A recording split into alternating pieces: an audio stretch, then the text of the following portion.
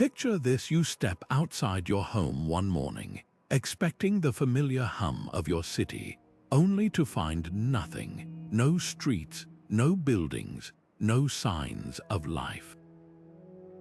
Just silence stretching where a metropolis once thrived.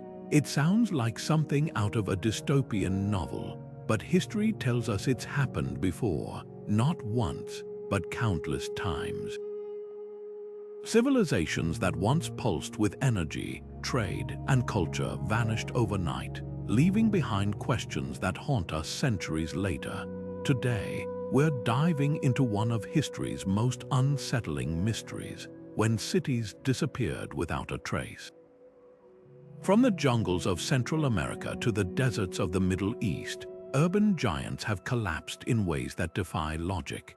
These weren't slow declines or wars that left rubble behind. These were sudden, inexplicable vanishings. Streets emptied, homes abandoned mid-meal, and entire populations seemingly evaporated into thin air. What could cause such a thing? Natural disasters, revolutions, or something even more unsettling? The answers lie buried in layers of dust, hidden in ancient texts, and whispered in the ruins that stubbornly refuse to give up their secrets. This isn't just about lost cities, it's about the fragility of human achievement. We build skyscrapers that scrape the heavens, highways that span continents, yet history reminds us how quickly it can all slip away. But here's the thing: every disappearance holds clues. Archaeologists sift through forgotten artifacts, geologists study shifts in the earth, and historians decode cryptic records, all to piece together what really happened. And as we uncover these stories, we're forced to ask, could it happen again? By the time we're done, you'll never look at the world's great cities the same way. So let's begin, because the truth is stranger and more fascinating than anything fiction could invent. The story of Mohenjo-Daro is a chilling one. This ancient city, part of the mighty Indus Valley civilization, was a marvel of urban planning: gridded streets, sophisticated drainage systems, even multi-story homes. For centuries, it flourished as a hub of trade and culture, its people thriving in what seemed like an unshakable golden age. Then, seemingly overnight, silence fell. The streets emptied, the homes were abandoned, and the whispers of daily life faded into the wind. But here's the unsettling truth: collapse rarely happens without warning. Archaeologists digging through the ruins found clues that tell a haunting tale of slow unraveling. Shifting river patterns, once the lifeblood of the city, may have dried up its water supply. Layers of silt suggest catastrophic flooding, while traces of salt in the soil hint at creeping desertification. Even more telling, skeletons scattered in the streets, some huddled together, as if caught mid-flight from an unseen threat. Was it climate change, a sudden catastrophe, or a domino effect of smaller crises that finally toppled the civilization? The answer is likely all of the above. This pattern isn't unique. Across the globe, from the Mayan cities swallowed by jungle to the Mesopotamian metropolises buried by dust, urban giants fall when the systems sustaining them falter. A drought weakens agriculture, trade routes shift, political unrest fractures unity, and what seemed invincible becomes fragile. The eerie part: many of these cities never saw their end coming. They built monuments to eternity, unaware that their greatest threat wasn't war or invasion, but the slow, silent pressures they failed to adapt to. Yet within these ruins lies a lesson for our own urban age. Modern megacities may seem untouchable, but they face eerily familiar stresses: overpopulation, resource depletion, rising seas. The difference: we have history as our warning. Every crumbling wall in Mohenjo-Daro whispers a question: when will we listen? While Mohenjo-Daro's ruins tell a story of environmental collapse, the mystery of Cahokia unfolds like a puzzle with missing pieces. Imagine a city that once rivaled London in size, its skyline dominated by towering earthen mounds, its plazas bustling with traders, artisans, and spiritual leaders. At its peak, Cahokia was the heart of the Mississippian culture, a sprawling metropolis that drew people from hundreds of miles away. Then, by the 1400s, it was gone. The strangest part, there's no evidence of war, no mass graves, no scorched earth, just empty streets and silent temples. So what happened? Clues lie in the soil. Tree ring data reveals a series of brutal droughts in the 1300s, crippling the agriculture that fed Cahokia's population. But drought alone doesn't explain why a city of this scale would vanish so completely.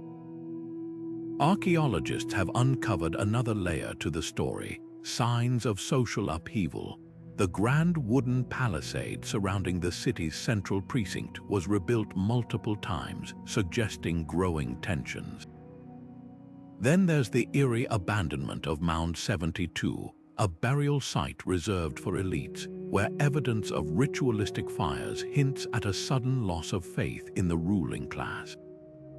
The most haunting theory, Cahokia might have collapsed under the weight of its own success. As the city grew, so did its demand for resources. Deforestation led to erosion, making farmlands less productive. Overhunting depleted local game, and as conditions worsened, the social contract frayed.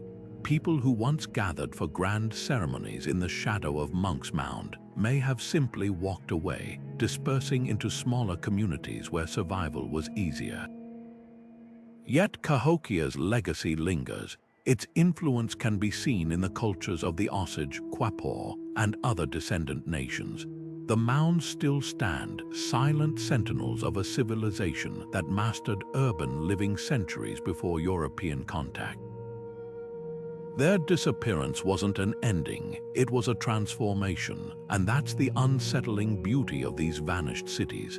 They don't just disappear, they adapt, fracture, or fade, leaving behind echoes in the cultures that follow. The real question isn't just why Cahokia fell, but what it teaches us about the delicate balance between human ambition and the land that sustains it. The jungles of Cambodia hide one of history's most astonishing vanishings, the Fall of Angkor, a city so vast it made medieval Europe's capitals look like villages. At its height, this was the epicenter of the Khmer Empire, a place where towering stone temples gleamed under the sun, and a labyrinth of canals fed rice paddies that fed 1 million people. Angkor Wat alone, its crown jewel, sprawled across nearly 200 hectares, a testament to human ambition. Yet by the 1400s, this marvel of engineering was empty, its streets reclaimed by roots and vines. The question isn't just why it fell, but how a civilization capable of such grandeur could walk away and never look back. Recent laser surveys of the jungle have revealed a shocking truth. Angkor's downfall wasn't sudden, but a slow unraveling. The same canals that once nourished the city may have sealed its fate. Sediment cores show decades of erratic monsoons, droughts that left reservoirs barren, followed by deluges that overwhelmed the intricate water system. But here's the twist: the Khmer weren't passive victims. They fought back, digging new channels, shoring up dams. For generations they adapted, until they couldn't. The breaking point came when the system became too complex to fix. Canals clogged with silt, leaving neighborhoods parched. Trade routes shifted as the empire's grip weakened, cutting off vital supplies. And then the final blow, a rival power, Ayutthaya, sacked Angkor in 1431. Yet even that didn't explain the abandonment. After all, cities often rebound after wars. What made Angkor different was the land itself. The very infrastructure that sustained it had, over centuries, altered the environment. Deforestation led to erosion, which choked the waterways. The Khmer had bent nature to their will until nature snapped back. But the most haunting detail, people didn't flee in panic. They left in waves, taking their gods with them. Statues sacred to Angkor's temples were carefully relocated to new capitals like Phnom Penh. This wasn't collapse, it was a calculated retreat. The jungle didn't conquer Angkor, its people chose to let go. And that's the lesson etched into these ruins. Even the mightiest cities are experiments, balancing human ingenuity against forces we can't fully control. Angkor's silence whispers a warning. Civilization isn't a monument, it's a dance, and sometimes the music stops. Rising from the golden grasslands of southern Africa, the stone towers of Great Zimbabwe stand as silent witnesses to a mystery that has puzzled historians for centuries. This wasn't just a city, it was the thriving heart of a kingdom that controlled trade routes stretching from the Indian Ocean to the interior of the continent. Its walls, built without mortar, curved gracefully like the flow of ancient rivers, enclosing palaces and marketplaces where gold, ivory, and spices changed hands. At its peak, nearly 20,000 people called this place home. Then, by the 15th century, the streets fell quiet. The question isn't just why it was abandoned, but why a civilization so advanced left behind no written clues to its own story. Theories swirl like dust through the ruins' empty corridors. Some point to environmental strain, overgrazing by cattle, deforestation for construction, or soil exhaustion from intensive farming. Tree ring studies suggest a prolonged drought may have strained resources, but that alone doesn't explain the city's total abandonment.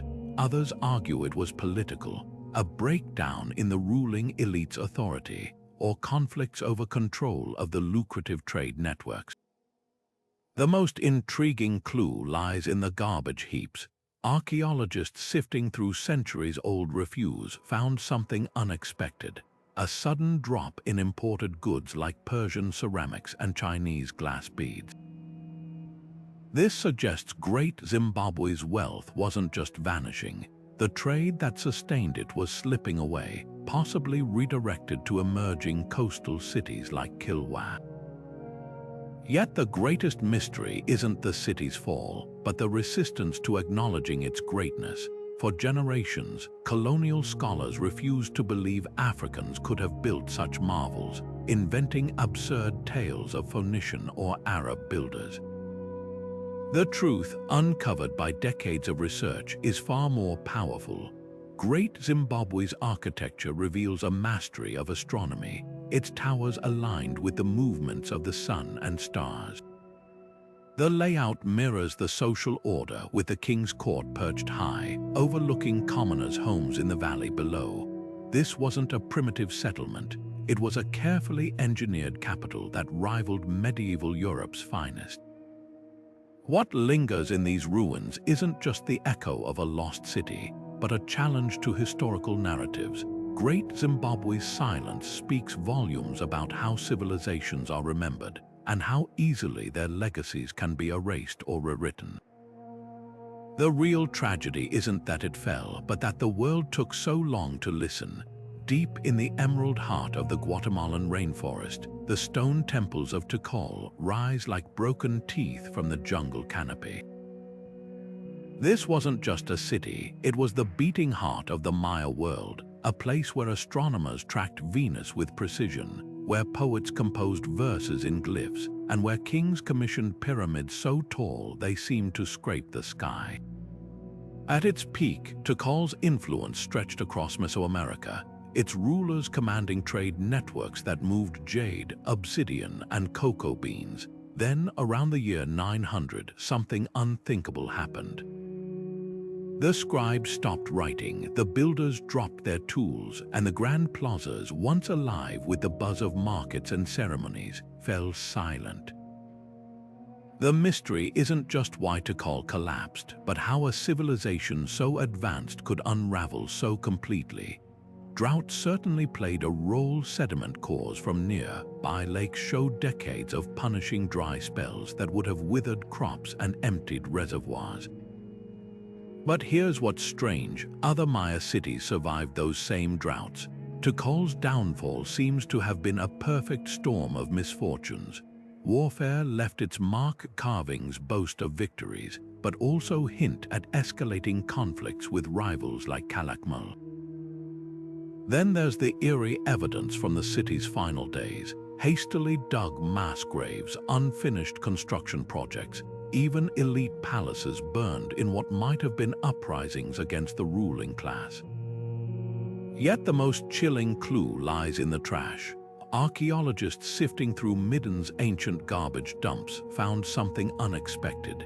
In Tikal's final century, the bones of wild animals like deer and peccaries outnumbered those of domesticated turkeys. It's as if the city's food systems were collapsing inward, forcing people to hunt desperately in the vanishing forest. At the same time, tree pollen records show the jungle reclaiming farmland at an alarming rate. The Maya had spent centuries bending the environment to their will, clearing fields and building reservoirs, but nature, it seems, had limits. What makes Tikal's story so haunting is its echoes in our own world.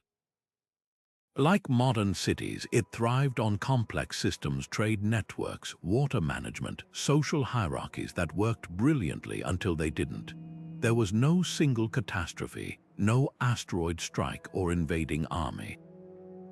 Instead, it was a cascade of smaller failures, a drought here, a rebellion there, a trade route disrupted. Each crisis alone might have been survivable. Together, they pushed Tikal past a tipping point we're still struggling to understand. But here's the twist: the Maya didn't vanish. They walked away from the cities, but their culture lived on in villages and new centers like Mayapan. Tikal's abandonment wasn't an extinction, it was a transformation. And that's the lesson buried in these ruins. Civilizations don't always end with a bang. Sometimes they simply choose to become something else, leaving behind stone puzzles for us to decipher. As we face our own era of climate shifts and social strain, Tikal's silent streets ask us an uncomfortable question. When the next tipping point comes, will we recognize it in time? Buried beneath the rolling plains of modern-day Turkey, Çatalhöyük stands as one of history's most baffling vanishing acts. This wasn't just any ancient settlement, it was a revolutionary experiment in urban living, a labyrinth of mud brick homes crammed so tightly together that residents moved across rooftops instead of streets. For over 1,500 years, this city thrived, its people painting vivid murals of hunting scenes and volcanoes, crafting obsidian tools sharper than modern steel, and burying their dead beneath floors adorned with the skulls of bulls. Then, around 5,600 BC, something extraordinary happened. The people of Çatalhöyük simply walked away. No ash layers from eruptions, no mass graves from violence, no scorch marks from invaders, just empty homes gradually reclaimed by the earth. What makes this disappearance so unsettling is what archaeologists haven't found. Unlike other lost cities, there's no evidence of catastrophe or collapse. The layers of abandonment reveal something far more subtle, a slow unraveling. Homes that once buzzed with activity show signs of sporadic use, hearths lit less frequently, repairs left unfinished. The vibrant art that covered walls for generations becomes cruder, then vanishes entirely. Even the dead, once carefully interred beneath floors, are buried haphazardly in later years.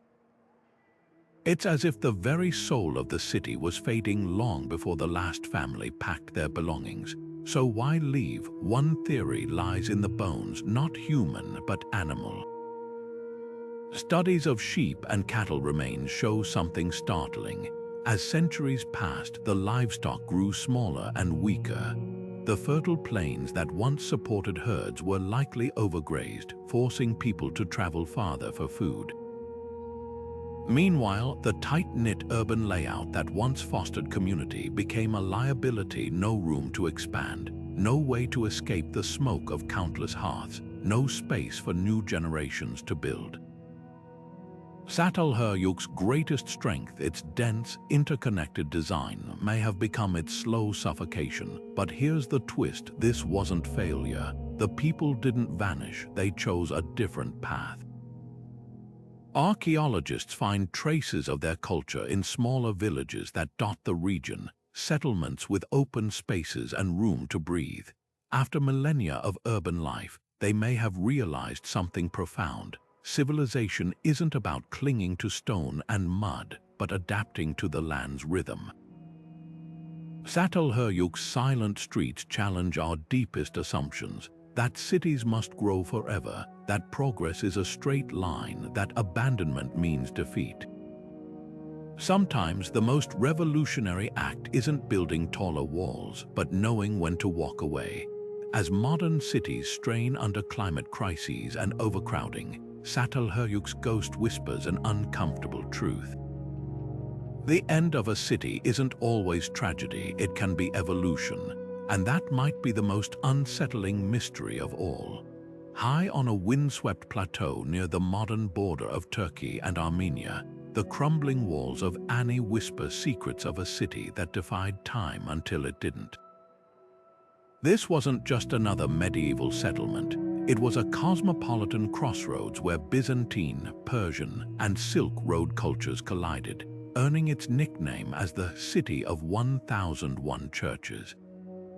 At its zenith, Ani's skyline bristled with towering cathedrals, their domes gilded to catch the sun, while bazaars overflowed with spices from India, silks from China, and amber from the Baltic.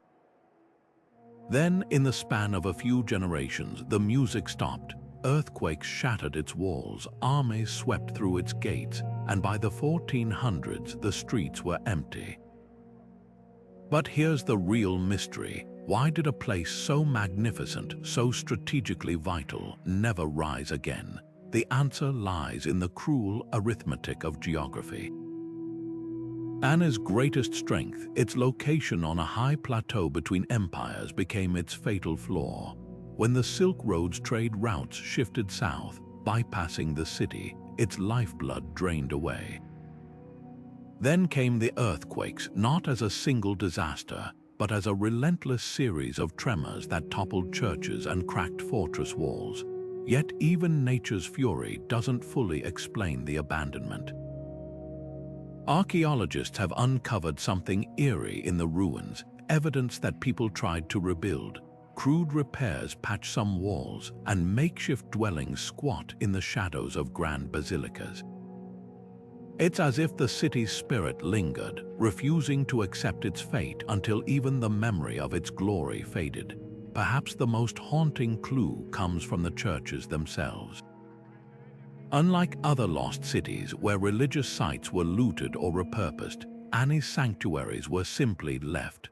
Frescoes of saints flaked slowly into dust, and intricate stone carvings of angels stood watch over empty pews. This wasn't violent destruction, it was a slow surrender. Historians now believe Ani's final blow came from something intangible, the weight of its own history. As empires rose and fell around it, the city became a borderland contested by kingdoms that saw it as a symbol, not a home. Without a population to fight for it, Ani slipped into the realm of legend, its name surviving only in dusty chronicles. Yet there's a poignant lesson in these ruins. Cities don't just die from wars or disasters, they fade when the stories that sustain them are forgotten. Ani's empty arches remind us that even the grandest civilizations are tethered to the tides of trade, the shifting plates of politics, and the fragile threads of collective memory. Today, as wind howls through its broken cathedrals, the question isn't just why Ani fell, but why we so often fail to notice the moment a city's heartbeat grows faint. The clay tablets buried beneath Iraq's deserts tell a chilling story. One of the first great empires brought to its knees not by war, but by the sky itself.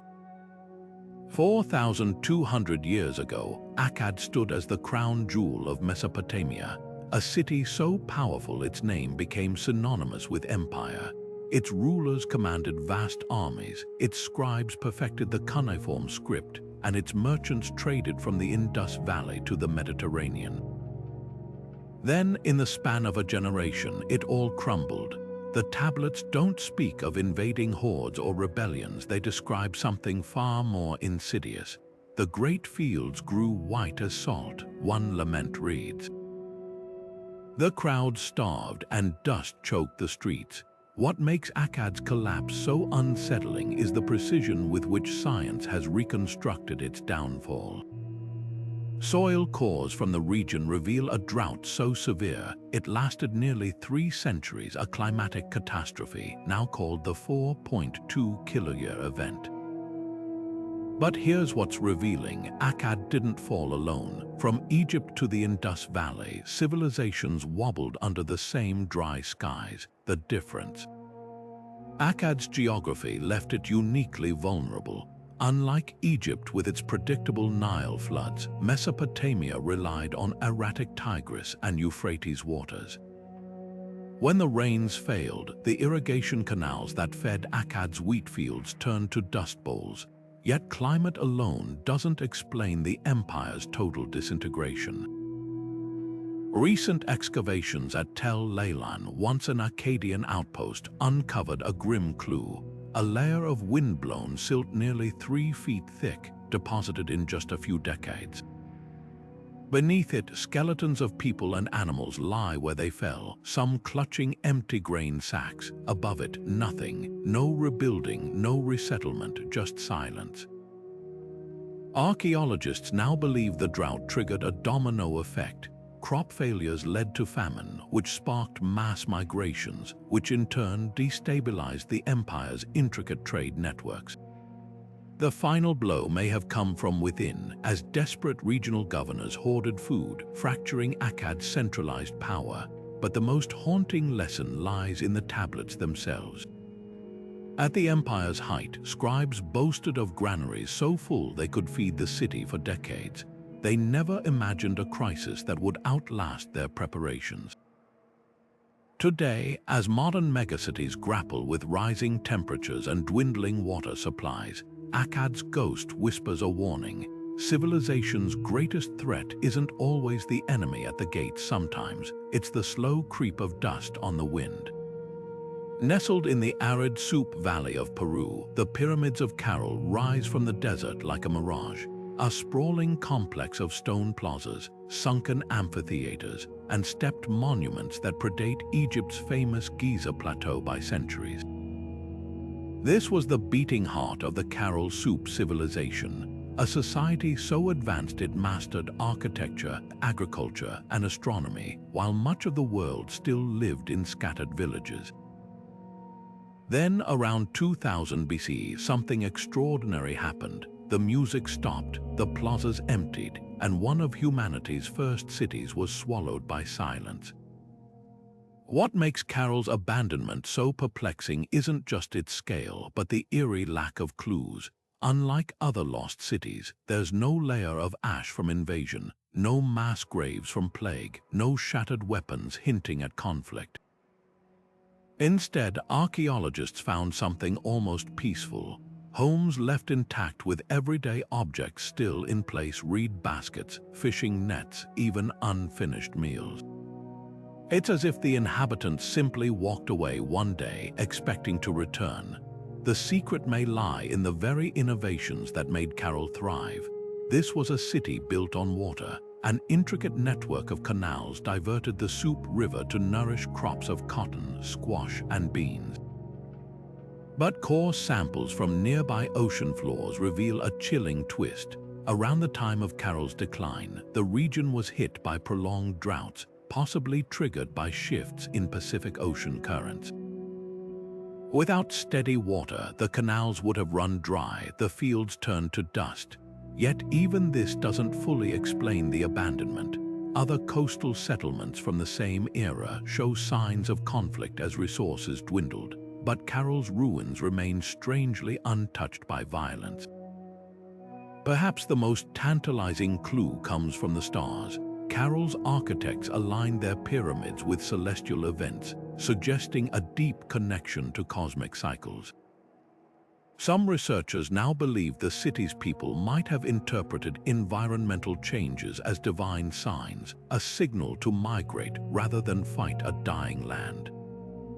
Supporting this theory are traces of Carol's influence found hundreds of miles away, where similar architectural styles and agricultural techniques emerged centuries later.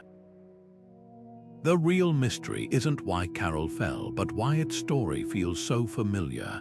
Like modern cities grappling with climate shifts, Carol's people faced a choice: cling to a failing system or adapt. Their decision to leave rather than collapse hints at a sophistication we're only beginning to understand. In these silent ruins, we're left to wonder, did they see an ending we still refuse to recognize? Rising like a mirage from the rocky plains of Karnataka, the ruins of Vijayanagara tell a story of grandeur and abrupt silence. This wasn't just a city, it was an empire's beating heart, a place where diamond merchants haggled in shadowed arcades, where poets recited verses in marble-pillared halls, and where towering gopurams soared above temples adorned with gold. At its zenith in the 1500s, Vijayanagara rivaled Paris in size and splendor, a cosmopolitan hub where Persian horsemen, Chinese silk traders, and Portuguese adventurers mingled in its bustling streets. Then, in 1565, catastrophe struck. After a crushing defeat at the Battle of Talakota, the city was overrun, its palaces torched, its temples defaced. Yet the real mystery isn't the sack, it's why a metropolis so revered was abandoned to the thorny embrace of the wilderness. Legends whisper of a curse.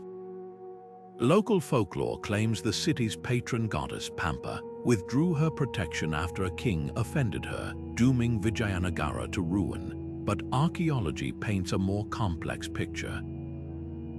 Excavations reveal something startling. Many structures weren't just burned, they were systematically dismantled. Pillars from grand halls were hauled away, irrigation tanks deliberately breached, and even the intricate underground drainage network clogged with debris. This wasn't mere looting, it was erasure. Historians now suspect the city's fate was sealed by politics. The empire fractured after Talakota, with regional warlords carving up its territory. Without a centralized power to coordinate rebuilding, Vijayanagara became a prize no one could claim, its ruins a stark reminder of the cost of disunity. Yet the most haunting clues lie in what was left behind. Among the rubble, archaeologists found half-carved statues and unfinished temples, their scaffolds still in place as if workers expected to return. Grain silos stood full, their contents charred but untouched, suggesting the city's food reserves could have sustained a comeback. Even the land itself conspired against revival. Vijayanagara's genius had been its water management, a network of canals and tanks that turned arid plains fertile. When those systems were destroyed, the region reverted to harsh scrubland, making large-scale resettlement nearly impossible. What lingers in these ruins isn't just the echo of lost glory, but a lesson about the fragility of collective will. Vijayanagara had the resources to rebuild, the artisans to restore, and the cultural memory to inspire, but without unity, even the mightiest city can become a ghost. As the wind whistles through its empty bazaars, one question lingers: do civilizations fall when their walls crumble, or when the stories that bind them together fade? Beneath the shadow of Mount Vesuvius, the wealthy seaside town of Herculaneum slept unaware of its impending fate. While Pompeii's tragic end has been etched into history books, its smaller neighbor suffered an even more astonishing preservation, yet remains overshadowed. When the volcano erupted in 79 CE, Herculaneum wasn't buried under falling pumice like Pompeii. Instead, it was flash-frozen by a pyroclastic surge, a 600-degree avalanche of gas and ash that carbonized wooden furniture, preserved delicate frescoes in jewel-like colors, and even left loaves of bread in ovens still perfectly shaped. The contrast between the two cities is startling. Walk Pompeii's streets and you see a city frozen mid-collapse, bodies contorted in agony, buildings crushed under debris. But descend into Herculaneum's ruins and you'll find intact second-story balconies, charred but recognizable bed frames, even wax tablets where the writing remains legible after 2,000 years. This wasn't destruction, it was a time capsule sealed in an instant. The most haunting discovery, the boat sheds. In 1980, archaeologists uncovered 300 skeletons huddled near Herculaneum's shoreline, many clutching coins and jewelry.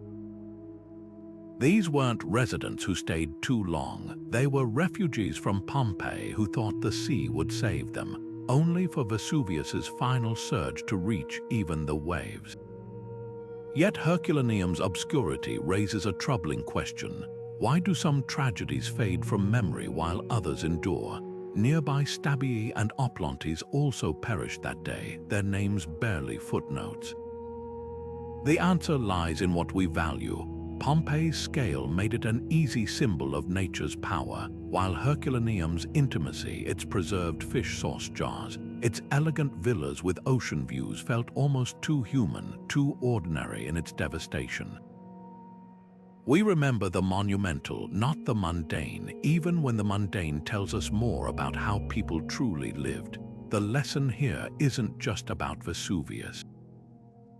It's about the fragile selectivity of history. For every famous lost city, dozens vanish into obscurity, their stories buried not by ash but by time's uneven attention. Herculaneum's ghostly streets challenge us. What other urban heartbeats have we forgotten, simply because no one thought to look? Rising from the turquoise waters of the Pacific, the stone ruins of Nan Madol cling to a coral reef like a mirage that refused to fade.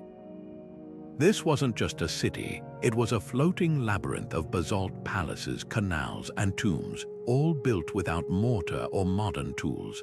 How did an ancient civilization engineer such a marvel on unstable reefs? And why, by the 1600s, did they abandon it to the tides? The local oral traditions whisper of rulers who angered the gods, their curses sinking the city into ruin.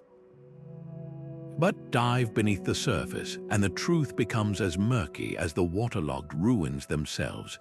Nan Madol's architecture alone is a puzzle. The walls are constructed from colossal basalt logs, some weighing 50 tons, stacked like Lincoln logs across 92 artificial islands.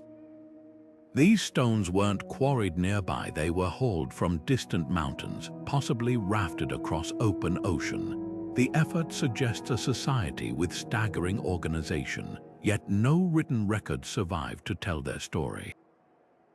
Instead, archaeologists have pieced together clues from the ruins. Fish bones in middens hint at a diet reliant on the sea, while pollen samples reveal a darker turn. Layers of sediment show mangroves, saltwater-tolerant trees encroaching on freshwater taro patches in the city's final years. This wasn't just a political collapse, the land itself was turning against them. The most chilling evidence lies in the canals. Once the lifeblood of the city, these waterways now sit choked with silt. Core samples tell a tale of rising seas and intensifying storms, possibly triggered by the Little Ice Age's climatic shifts. But here's what's eerie, the damage isn't uniform. Some canals were deliberately blocked with rubble, as if the people themselves sabotaged their own infrastructure. Legends speak of a tyrannical Sordelor dynasty whose oppression sparked revolt. Could Nan Madol's end have been both an environmental crisis and a violent reckoning? The ruins offer a haunting possibility. Skeletons found in a submerged tomb show signs of blunt force trauma, their burial hasty, almost secretive. Yet the greatest mystery isn't why Nan Madol fell, but how its memory survived. Unlike other lost cities, its story wasn't erased. It was preserved in chants passed down through generations. Islanders still avoid the ruins at night, speaking of ghostly lights flickering over the water. Scientists dismiss this as bioluminescent algae, but the cultural fear runs deep. Perhaps that's the real lesson of Nan Madol. Cities don't just vanish when their walls crumble, but when the stories about them lose their power to unsettle. As modern coasts grapple with rising seas, these drowned stones ask us an unsettling question when the water comes for our cities. What curses will we leave behind? The Avenue of the Dead cuts through Teotihuacan like a scar, its silent expanse flanked by the crumbling skeletons of temples and palaces. At its peak, this was the undisputed heart of Mesoamerica, a city so vast it housed over 125,000 souls, its influence stretching from the jungles of the Maya to the deserts of the north. The Pyramid of the Sun dominated the skyline, its steps ascending toward the heavens, while merchants traded obsidian blades and jade in markets that buzzed with half a dozen languages. Then around 550 CE, the fires came, not from invaders but from within. Archaeologists sifting through the ashes found signs of a revolt so thorough it borders on ritual. Elite palaces were systematically burned, their murals once vibrant with depictions of gods and kings, scorched beyond recognition. In the Temple of the Feathered Serpent, statues were decapitated, their stone heads buried in pits as if to erase their power. This wasn't just rebellion, it was annihilation, yet the strangest clue lies in what wasn't touched. The city's granaries, stuffed with maize, stood intact. The workshops of artisans filled with unfinished crafts were left undisturbed.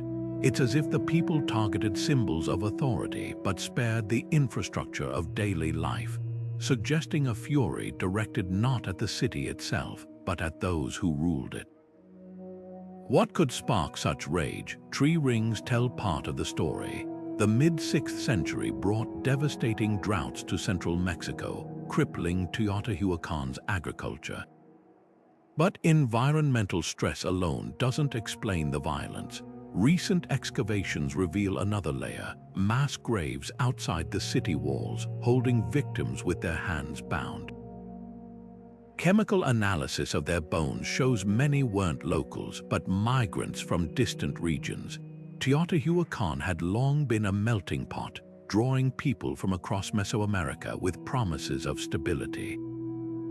When drought strained resources, tensions between the city's diverse factions may have boiled over into bloodshed. Yet the true mystery isn't the collapse, it's the silence that followed. Unlike Rome or Cairo, which rose from their own ruins, Teotihuacan was never reoccupied. Later civilizations, the Aztecs, who gave the city its name, meaning the place where gods were created, viewed it with awe but kept their distance. Perhaps its fate served as a warning. The city's design itself hints at why. Its rigid grid, its towering monuments, its obsession with celestial alignment, all speak of a civilization that sought to impose order on the world. When that order failed, the disillusionment may have been too profound to rebuild. Teotihuacan's ghost lingers in the strangest places. Maya kings centuries later still claim ties to its rulers, as if its legacy held power even in ruin. Today, as we walk its empty streets, the question isn't just why it fell, but why its absence feels so heavy. Some cities don't just disappear, they leave a void that refuses to be filled.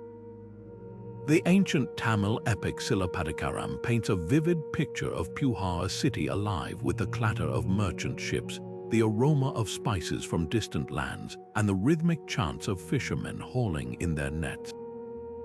For centuries, this thriving port on India's southeastern coast served as the glittering gateway of the Chola dynasty, its wealth drawn from trade routes stretching to Rome and Southeast Asia.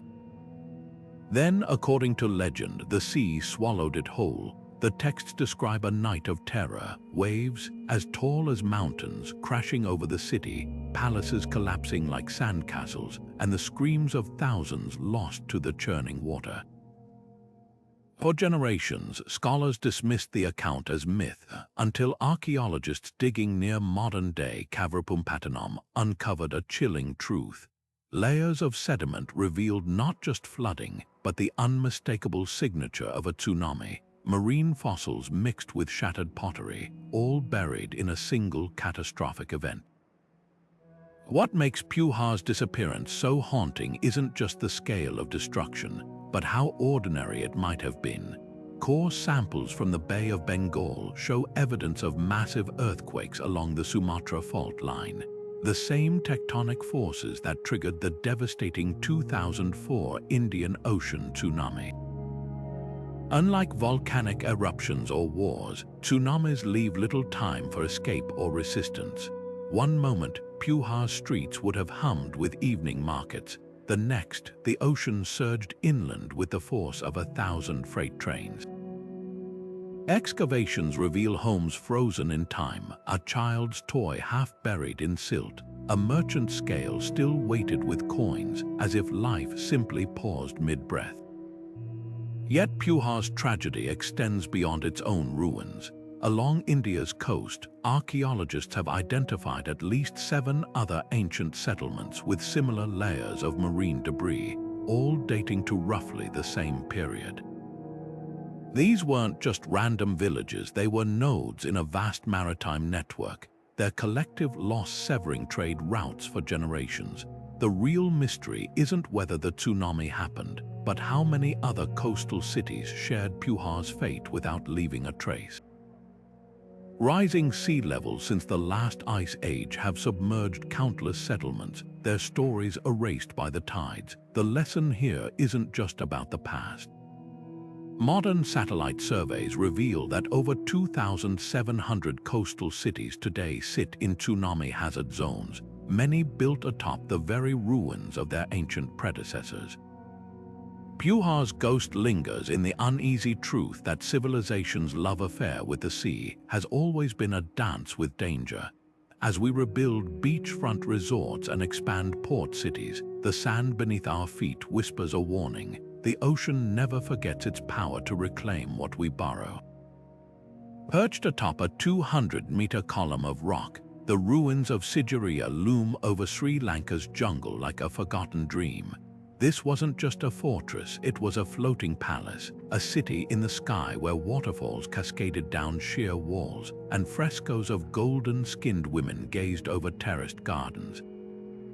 Built in the 5th century by King Kashyapa, it was a feat of engineering so audacious that even today, the climb to its summit leaves visitors breathless.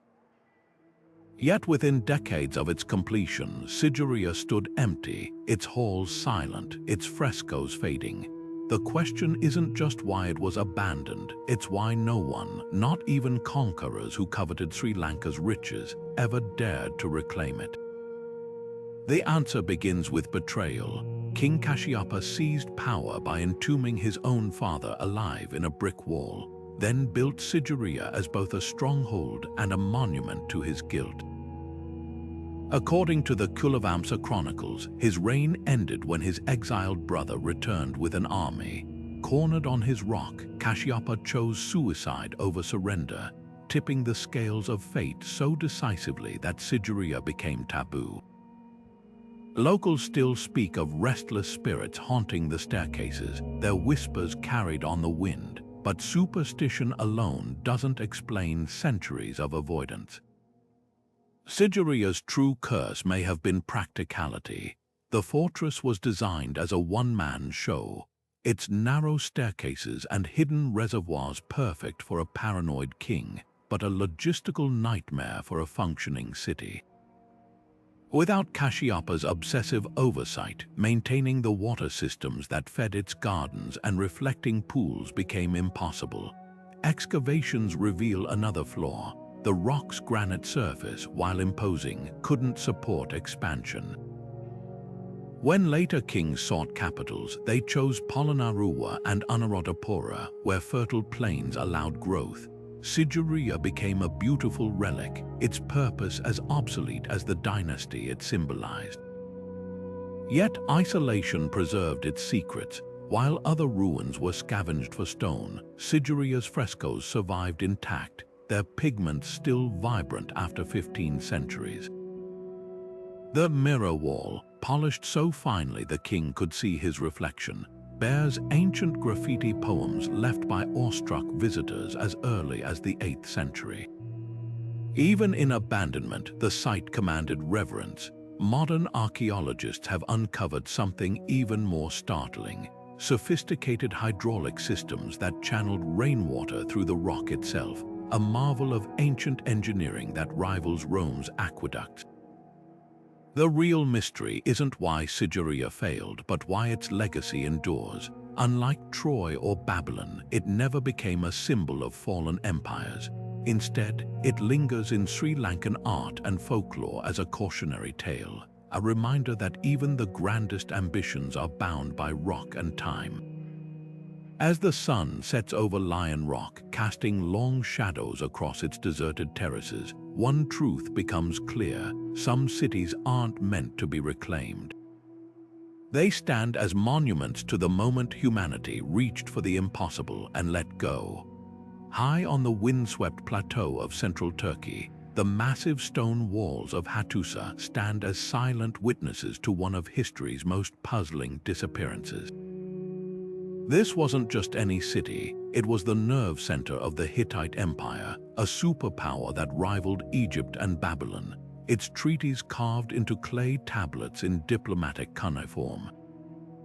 At its height, Hattusa's gates echoed with the clamor of chariots, its temples reverberated with prayers to storm gods, and its storerooms bulged with grain to feed 30,000 people. Then, around 1200 BC, the streets emptied. No ash from siege fires, no mass graves from slaughter, no shattered weapons strewn in panic. Just an eerie stillness settling over the abandoned capital, as if its people had simply walked away. The mystery deepens when you examine the ruins. Unlike other Bronze Age cities torched by invaders, Hattusa's buildings show meticulous closure. Doors were carefully sealed, precious objects removed, and even the royal archives' clay tablets detailing everything from tax records to epic poetry were systematically stored away. It's as if the Hittites intended to return, yet never did. Archaeologists have found one chilling clue: the city's grain silos, usually brimming before winter, were left nearly empty in the final layers. This suggests Hattusa's end came not from war, but from something far more insidious: famine. But here's what's strange. Across the eastern Mediterranean, other great civilizations were collapsing at the same time. The Egyptians called it the Sea People's Invasion, while Mycenaean palaces burned to the ground. Historians call it the Bronze Age collapse, a perfect storm of droughts, earthquakes, and migrations that toppled empires like dominoes. Yet Hattusa's ruins refuse to fit the pattern. There's no evidence of foreign attackers, no sudden destruction. Instead, the city's decline feels almost deliberate, like a candle burning down to its last flicker. The most haunting theory comes from the land itself. Soil samples reveal that the Anatolian plateau, once fertile enough to sustain Hattusa's population, suffered a prolonged drought in the 12th century BC. As crops failed, the Hittite government, a complex bureaucracy reliant on grain taxes, may have unraveled from within.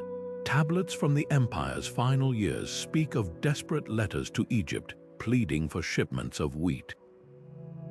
When no help came, the social contract shattered. Farmers abandoned their fields, soldiers deserted their posts, and the ruling class, stripped of legitimacy, likely fled to smaller hilltop forts. Without central authority, Hattusa's grand temples and palaces became irrelevant overnight. Yet the city's ghost lingers in unexpected ways. Centuries after its abandonment, nearby cultures still avoided the ruins, whispering that the place was cursed by angry gods. Even the stones seemed to resist reuse. Later civilizations quarried materials from other ancient sites, but left Hattusa's cyclopean walls untouched. Perhaps they sensed what we now suspect. This wasn't just a fallen capital, but a cautionary tale about how fragile even the mightiest empires become when the land beneath them turns to dust. As modern nations grapple with climate crises and food insecurity, Hattusa's silent streets ask us an unsettling question. How many of today's great cities are one drought away from becoming the next silent citadel? Deep beneath the shifting sands of the Sahara, the ruins of the Garamante civilization tell a story of ingenuity and hubris. This wasn't just another desert kingdom. It was a network of oasis cities that flourished where no water should exist, their existence defying the harsh logic of the dunes. At their peak around 2,000 years ago, the Garamantes built a metropolis of mud brick palaces and bustling markets, all sustained by an astonishing feat of engineering. Thousands of miles of underground tunnels called fagaras, tapping into ancient aquifers invisible from the surface. For centuries they thrived, trading gold and salt across the desert, their caravans threading between dunes like ships on a sandy sea. Then, slowly, the water ran dry. The fagaras, once the lifeblood of the cities, became their tombstones. Archaeologists tracing these tunnels have uncovered a chilling precision in their construction. Shafts dug at exact intervals to maximize airflow, gradients calculated to perfection for water flow.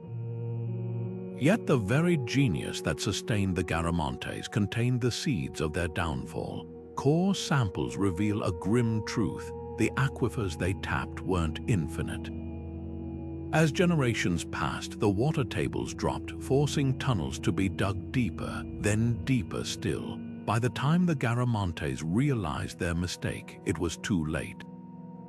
The tunnels collapsed, the wells turned to dust, and the cities were abandoned to the encroaching sands. What makes their story so unsettling is how familiar it feels. Modern cities from Phoenix to Dubai face eerily similar dilemmas, their skyscrapers rising over deserts just as the Garamantes' palaces once did. Like their ancient counterparts, they rely on engineered solutions, desalination plants, pumped groundwater, vast pipelines to defy their environments. But history whispers a warning: no technology is permanent. The Garamantes' fagaras were marvels of their time, yet they couldn't outlast the slow, relentless arithmetic of depletion. The ruins hold one final lesson. Unlike other lost cities, the Garamantes didn't vanish suddenly. Their decline left traces: abandoned neighborhoods first, then shrinking trade routes, and finally, a retreat to scattered villages. It was a collapse in slow motion, visible to anyone who cared to look. Today, as satellite images show our own reservoirs shrinking and water tables dropping, the question isn't whether we're more prepared than the Garamantes. It's whether we'll heed their story before our own tunnels run dry. The name Babylon once echoed across the ancient world, synonymous with power and prestige, a city of hanging gardens that brushed the heavens, of towering ziggurats where priests read the will of the gods. Yet by the 7th century CE, the streets that had witnessed Hammurabi's justice and Nebuchadnezzar's triumphs lay empty, its grand Ishtar gate crumbling into the dust. Historians often speak of Babylon's slow decline under Persian and Hellenistic rule, but its final abandonment was anything but gradual. One moment, it was a living city, however diminished; the next, a skeleton of mudbrick and memory. The clues to Babylon's last days lie in the layers of neglect. Excavations reveal homes abandoned mid-occupation, clay tablets left on shelves, cooking pots still perched atop hearths, as if the owners intended to return. Even more telling are the administrative records. Cuneiform tablets from the final decades show a city struggling to maintain its infrastructure. Requests for repairs to canals and temples go unanswered, and rations for workers dwindle to nothing. The mighty Euphrates, once Babylon's lifeblood, had shifted course over centuries, leaving the city's irrigation systems parched and useless. Without water, the agricultural hinterland that fed Babylon withered, and with it, the city's reason to exist. Yet geography alone doesn't explain why Babylon faded so completely while other Mesopotamian cities persisted. The answer may lie in its own legend. By the time of its abandonment, Babylon had become more myth than metropolis, a cautionary tale of divine wrath in Jewish and Christian texts, a symbol of decadence in Persian chronicles. Later Arab conquerors, though awed by its ruins, saw it as a place of jinn and ancient curses, unfit for settlement. The city's very fame condemned it.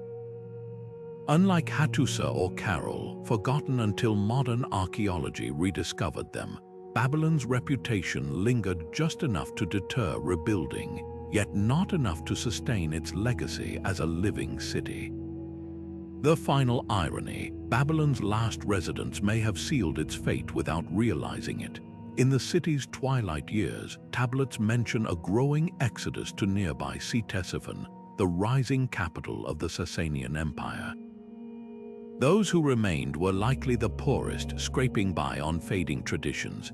When the last family packed their belongings and walked beyond the cracked walls, there was no fanfare, no final battle, just the wind whistling through empty courtyards where scholars once charted the stars. Today, the ruins whisper a paradox. The greatest cities don't always fall to invaders or disasters. Sometimes they vanish simply because the world moves on, leaving behind not just broken bricks, but the weight of their own stories. Babylon's ghost lingers in our language, our metaphors, even our fears, proof that a city can die twice, first in fact, then in imagination. Beneath the quiet streets of Centralia, Pennsylvania, an invisible fire has been burning since 1962, a relentless underground blaze creeping through abandoned coal seams, turning the earth itself into a smoldering oven. On the surface, the town looks like any other casualty of America's declining coal industry, its empty houses and cracked roads frozen in time.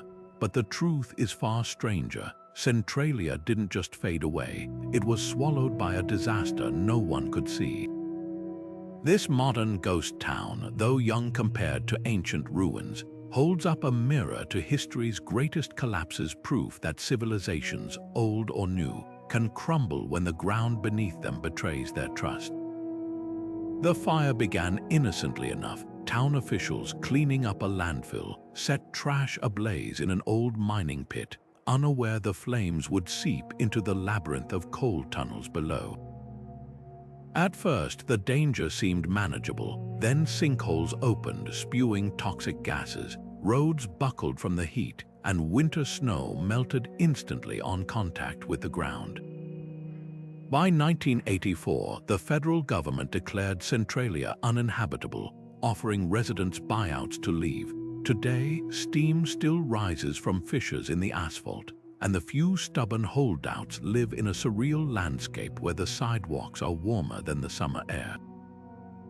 What makes Centralia's story so unsettling isn't just the fire, it's how eerily it parallels ancient disasters. Like the Garamantes watching their fagaras run dry or the citizens of Akkad staring at salt-choked fields, Centralia's residents faced a threat they couldn't fight. No army could be rallied against it, no walls built to keep it out. The enemy was the very earth they stood on, and just as drought drove Hittite farmers from Hattusa or rising seas forced the Khmer to abandon Angkor, the people of Centralia had to weigh their attachment to home against the slow, creeping certainty of doom. Yet there's a crucial difference. Unlike Mohenjo-Daro or Cahokia, Centralia's collapse was documented in real-time photographs of crumbling Route 61, interviews with displaced families, even temperature maps showing the fire's spread. We can trace, almost hour by hour, the moment a community realized their town was doomed. That intimacy forces us to ask an uncomfortable question: how many of today's cities sit atop similar ticking clocks? From Jakarta sinking into drained aquifers to Miami Beach, where rising saltwater corrodes foundations, modern urban centers face invisible threats as insidious as Centralia's fire. The real curse of Centralia isn't the flames, it's the reminder that civilizations rarely fall to dramatic battles or apocalyptic eruptions. More often, it's the slow-motion crises we ignore until it's too late. As the steam curls over abandoned porches, the town whispers a warning we've heard before, from Teotihuacan to Vijayanagara. The greatest threat to any city isn't what looms on the horizon, but what festers beneath our feet. Off the coast of Egypt, where the Mediterranean whispers over forgotten shores, lies the sunken city of Heracleion, once a bustling port where Greek merchants haggled with Egyptian priests, and Cleopatra herself may have walked its marble quays. For centuries, it was thought to be legend until 2001, when underwater archaeologist Frank Godio's team spotted something eerie through the murk, a colossal stone pharaoh emerging from the seabed, its outstretched arms still clutching offerings to the gods. The discovery revealed a city frozen in time, gold coins scattered like fallen leaves, towering statues of gods half buried in sand, even intact ceremonial barges meant to carry pharaohs to the afterlife. But here's what chills the bones. Heracleion didn't sink in a storm or quake. It drowned inch by inch, its foundations liquefying as the Nile's relentless silt and rising seas turned solid ground into slurry. This slow-motion tragedy wasn't unique.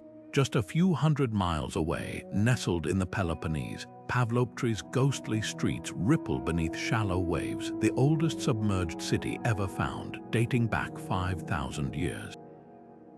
Unlike Heracleion's grand collapse, Pavloptri's end was abrupt. Archaeologists found pottery still stacked in kitchens, walls standing upright, even footprints pressed into ancient seabed clay. The culprit, a sudden land subsidence, possibly triggered by an earthquake, that dropped the entire city into the sea in hours. Together, these ruins tell a haunting truth. The earth doesn't just shake or erupt to destroy cities sometimes, it simply opens its jaws and swallows them whole. Yet the Mediterranean's depths guard even darker secrets. Near Naples, the Roman resort of Baiae now lies under 30 feet of water, its villas and temples overrun by jellyfish. Once a playground for emperors, its fate was sealed by volcanic gases seeping through cracks, quietly poisoning the water table until the land gave way. Meanwhile, off the coast of Tunisia, the Phoenician city of Neapolis vanished overnight in a 4th century tsunami. Its existence doubted until 2017, when storms exposed a grid of streets and vats used to ferment garum, the pungent fish sauce Romans couldn't live without. What binds these sunken cities isn't just shared tragedy, but a warning etched in salt water.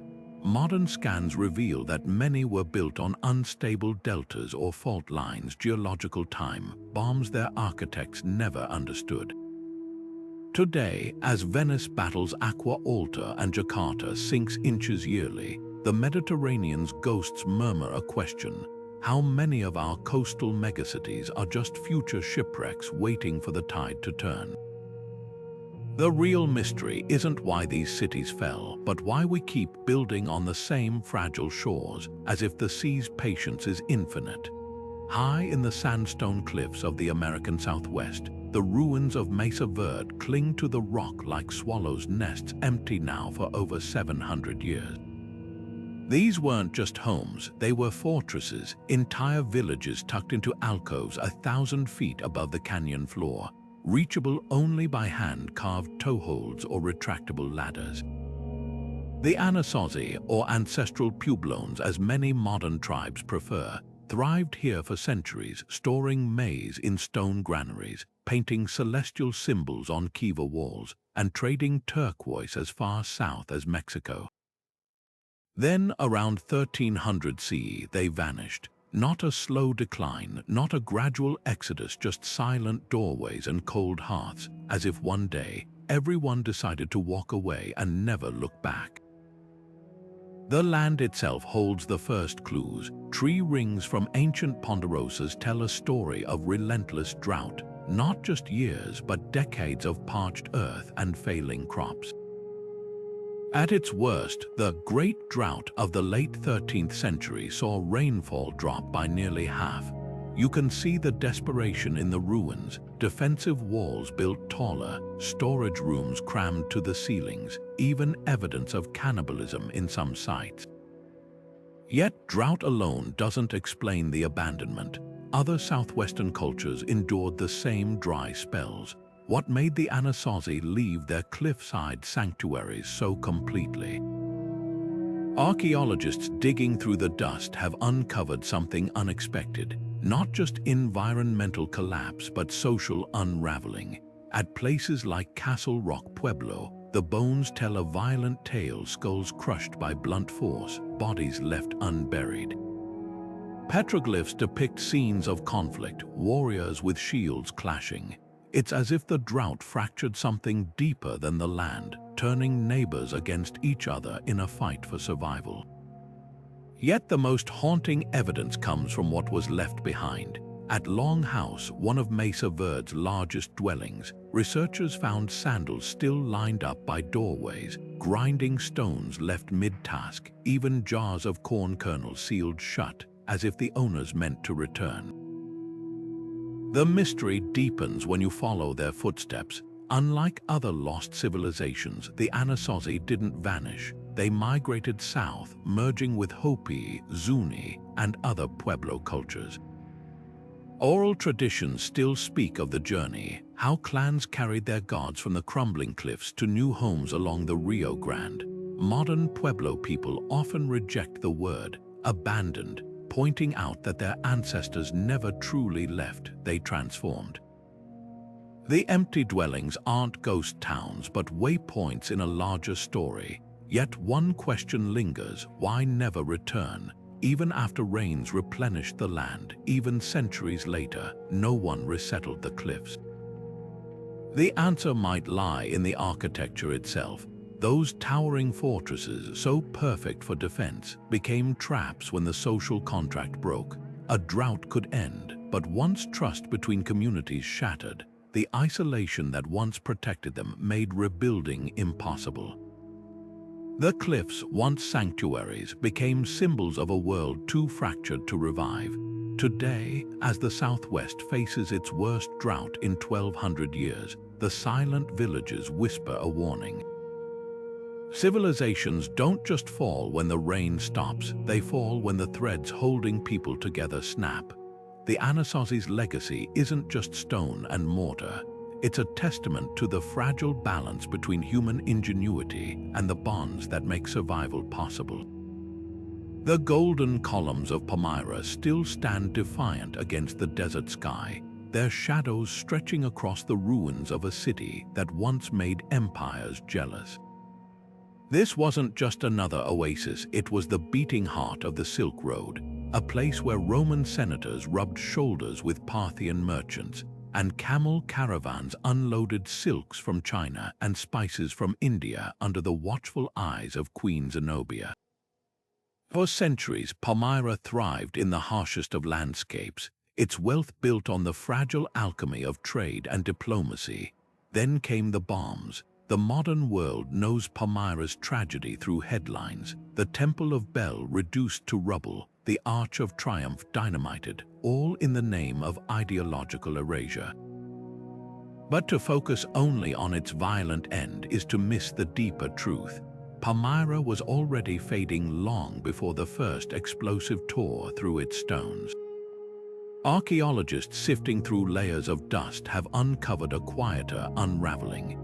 Inscriptions from the city's twilight years speak of dwindling caravans, of wells that once gushed water turning to mud. The Roman Empire's shift to sea routes bypassed Palmyra's desert tracks, starving it of the commerce that fed its grandeur. Yet the most telling clues lie in the architecture itself. Grand colonnades meant to awe visitors were repurposed as makeshift housing, their marble floors cracked by cook fires. The mighty agora, once a bustling marketplace, became a storage yard for broken pottery. This wasn't sudden collapse, it was the slow bleed of a city forgetting its own purpose. What makes Palmyra's story so haunting isn't just its decline, but the flickers of revival that never quite caught flame. After the Romans sacked it in 273 CE, the city lingered as a military outpost, then a pilgrimage stop, then a Bedouin campsite. Each iteration was a shadow of what came before, like a book rewritten with missing pages. Even the Ottomans, masters of repurposing ancient stones, left Palmyra largely untouched, not out of reverence, but because the desert had reclaimed its strategic value. The ruins became a cautionary tale. A city can survive war, but not irrelevance. Modern attempts at restoration whisper the same uneasy question: can trauma ever be undone? Engineers have used 3D scans to recreate the Arch of Triumph, and art historians have pieced together frescoes from fragments. Yet these efforts feel like bandages on a wound that never fully healed. Palmyra's soul wasn't just in its stones, but in the cacophony of languages in its souks, the clash of cultures at its crossroads.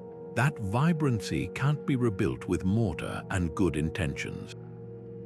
The lesson here isn't about loss, it's about memory. Other cities rose from worse. Warsaw was flattened in World War II, yet today its old town bustles with life, every brick meticulously replaced. But Warsaw's revival worked because the people who rebuilt it still remembered the rhythms of its streets, the cadence of its songs. Palmyra's true tragedy is that its living thread was severed centuries ago. The bombs of the 21st century didn't kill a city, they desecrated a ghost. As the desert wind howls through the ruins, Palmyra asks us something uncomfortable.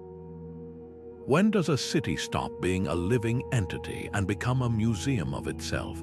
The answer might lie in the weeds pushing through its cracked pavements, relentless as time. Civilizations don't just need stones to survive, they need stories. And once those stories fade, even the grandest columns are just skeletons waiting for the next storm. Buried beneath the shifting dunes of China's Taklamakan Desert, the ruins of Nia whisper a mystery as haunting as the sands that consumed them. This wasn't just another Silk Road outpost. It was a vibrant oasis city where Persian carpets unfurled beside Chinese lacquerware, and Sogdian merchants bartered under the watchful eyes of Buddhist monks. Walk its streets today, and you'll find wooden door frames still standing, their carvings untouched by time, and rooms frozen mid-moment. A loom with half-woven fabric, a kitchen stocked with millet, even a child's toy abandoned in the dust. It's as if the entire city pressed pause one day and never pressed play again. The first clue to Nia's fate lies in the land itself. The Taklamakan isn't just a desert, it's a shapeshifter, its dunes swallowing entire rivers over centuries. Core samples reveal that Nia's lifeblood, the Nia River, began to stray, its waters diverted by natural shifts in the landscape. Without it, the intricate irrigation channels that fed orchards of peaches and apricots turned to dust. But here's what's strange: unlike other abandoned cities, there's no layer of debris from looting or conflict. The valuables left behind, intricate jewelry, carved furniture, even government seals, suggest the departure was orderly, almost planned. Archaeologists have pieced together a chilling timeline. In Nia's final years, wells were dug deeper, reaching for vanishing groundwater. Storerooms that once overflowed with grain held only meager rations. Then, the most telling detail, the city's wooden tablets, inscribed with official decrees, abruptly switch from confident proclamations to desperate pleas for tax relief. The people are hungry, one reads, the land gives no more. The documents don't speak of war or plague, they describe a slow suffocation as the desert tightened its grip. Yet the real mystery isn't why Nia fell, but how its people vanished so completely. Nearby caves hold hints, bundles of carefully wrapped heirlooms, as if stored for safekeeping, and faint footprints leading toward the mountains. Modern DNA studies of Tarim mummies suggest Nia's inhabitants may have dispersed along the Silk Road, their bloodlines blending into the tapestry of Central Asia. Unlike Pompeii or Herculaneum, there was no single catastrophe here, just the relentless creep of sand over doorsteps, the quiet victory of nature over human ambition. The lesson of Nia lingers in today's vanishing oases, from the Aral Sea to Arizona's drying rivers. Civilizations don't always collapse in fire and chaos. Sometimes they simply exhale, their people scattering like seeds on the wind. As the Taklamakan's dunes continue their slow march, Nia's empty windows stare back at us, asking, when the water runs out, how many of our cities will leave behind nothing but whispers? The frescoes of Knossos show a world in motion, dolphins leaping through azure waves, saffron gatherers laughing as they work, athletes somersaulting over charging bulls. Every brushstroke pulses with life, a stark contrast to the silence that would follow. The Minoans of Crete built Europe's first great civilization, their palaces sprawling across the island like open hands, unfortified and confident. Then, around 1600 BC, the earth itself roared. 70 miles north, the island of Thera, modern Santorini, exploded in a volcanic eruption so violent it makes Pompeii's disaster seem like a whisper. The blast was heard across continents, its ash darkening skies as far as Egypt. But did the Minoans, with their intricate knowledge of sea and sky, sense the gathering storm? Clues hide in the ruins of Akrotiri, Thera's sister city, frozen in volcanic ash like a Bronze Age time capsule. Here, archaeologists found something chilling, buildings stripped of valuables, no bodies trapped in the debris. The Minoans had evacuated before the final cataclysm, but Crete's palaces tell a different story. At Malia and Phaistos, massive jars of olive oil still stand in storerooms, their contents long turned to dust. At Knossos, the throne room's griffin frescoes show no signs of panic or fire. The evidence suggests Crete wasn't destroyed by the eruption itself, but by what came after tsunamis taller than palm trees, ash-choking crops, a climate winter that lasted years. Yet the most haunting hints lie in Minoan art itself. In the months before Thera's explosion, their pottery designs grow restless. Where once there were graceful octopuses and lilies, later vases showed jagged spirals and chaotic waves. A famous fresco from Akrotiri depicts a flotilla sailing toward a strange, mountainous island. Some scholars believe it's Thera, its peak ominously swollen. Even their architecture whispers of unease. The Minoans, who never built walls, suddenly reinforced their coastal settlements. At Palicastro, a staircase leads abruptly into the sea, as if the shoreline had already begun to vanish. The real mystery isn't whether they knew, it's why they stayed. Unlike Akrotiri, Crete's palaces show no signs of mass evacuation. Perhaps the Minoans underestimated the threat, trusting their gods to calm the waves as they always had. Or maybe their fate was sealed by geography. Thera's eruption was so colossal, so unprecedented, that no amount of preparation could have saved them. Tsunamis would have reached Crete within hours, leaving no time to flee inland. What followed was a slow unraveling. The Minoans, masters of trade, found their ports buried under debris. Crops failed under acid rain, and famine weakened the survivors. Then came the final blow. Mycenaean warriors from mainland Greece, sensing vulnerability, sailed across the darkened sea.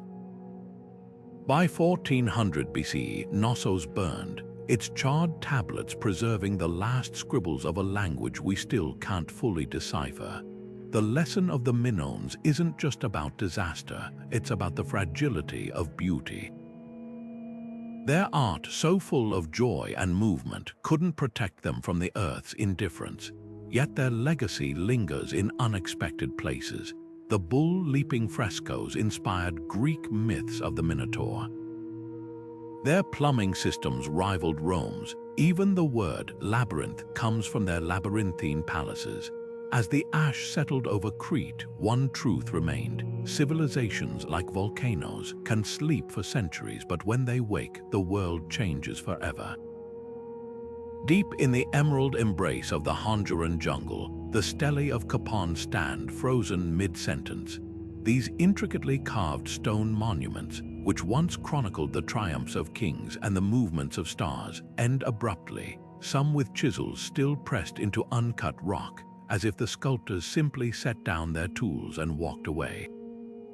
This wasn't the slow fade of a city in decline. It was a rupture. One moment, Copan was a beacon of Maya brilliance, its scribes perfecting the most sophisticated writing system in the Americas, its astronomers predicting eclipses centuries in advance.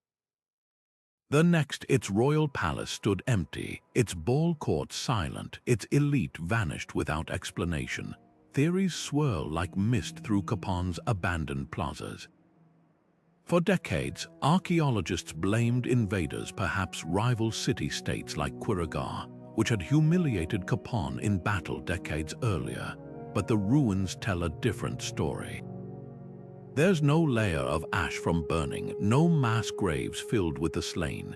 Instead, the evidence points inward. In the city's final years, the grand Acropolis, once reserved for kings and priests, shows signs of occupation by commoners.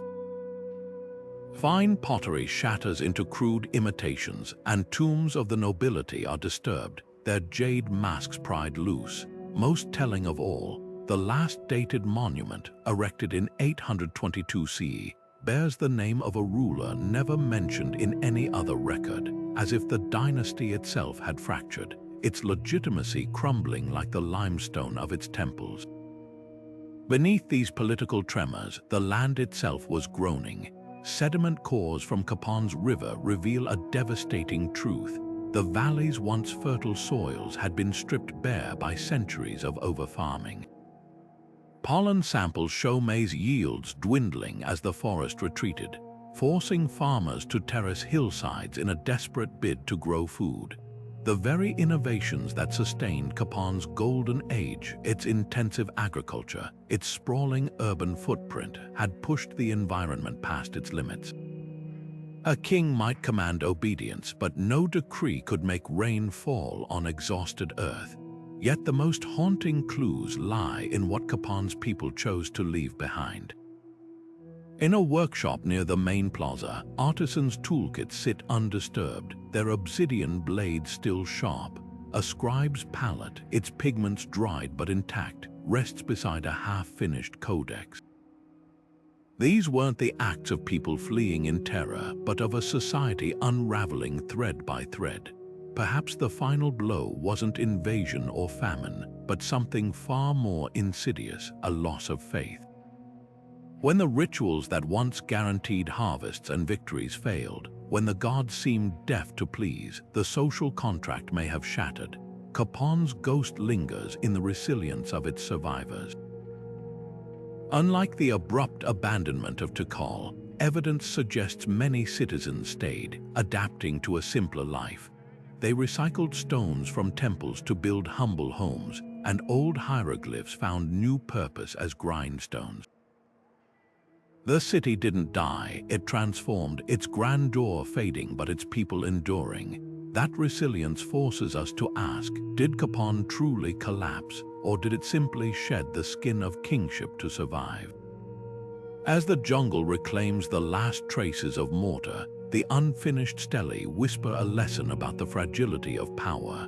Civilizations often outlast their monuments, and the measure of a city's greatness isn't just in its peak, but in how its people navigate the fall.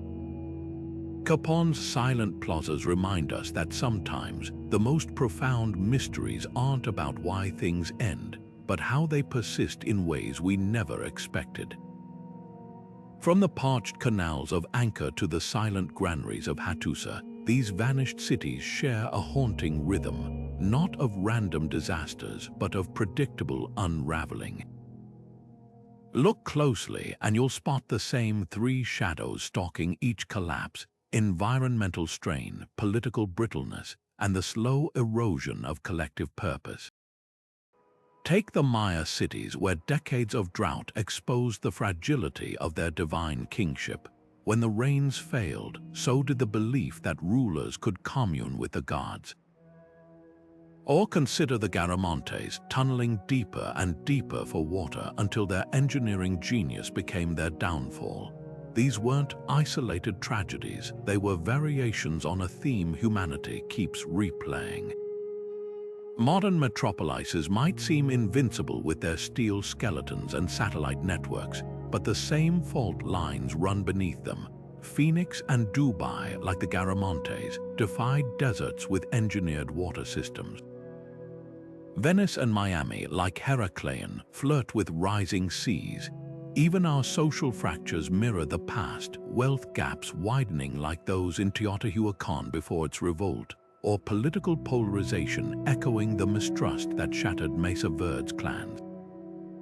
The eerie truth: we've built our urban giants on the same illusions of permanence that doomed their predecessors. Yet there's one critical difference: hindsight. The Minoans couldn't predict Thura's eruption, and the Akkadians had no concept of climate shifts. We have ice cores revealing ancient droughts, tree rings tracing past famines, and satellite eyes watching real-time soil depletion.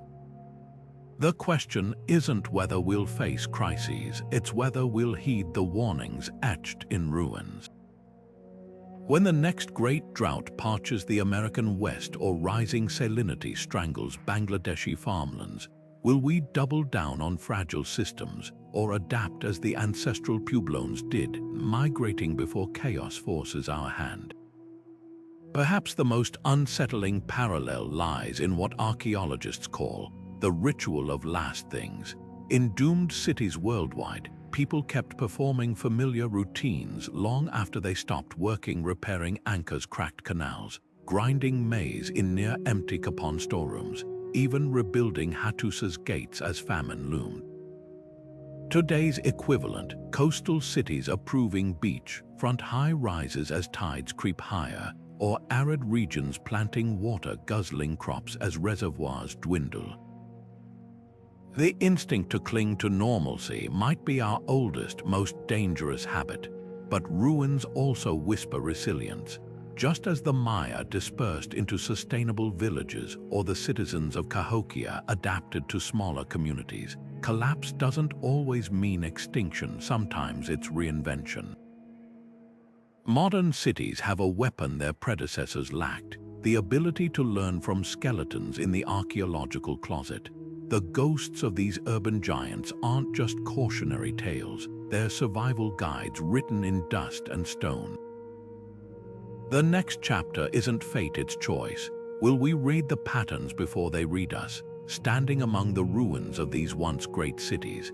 It's not the fallen columns or crumbling walls that unsettle us most, it's the echoes of choices that feel eerily familiar.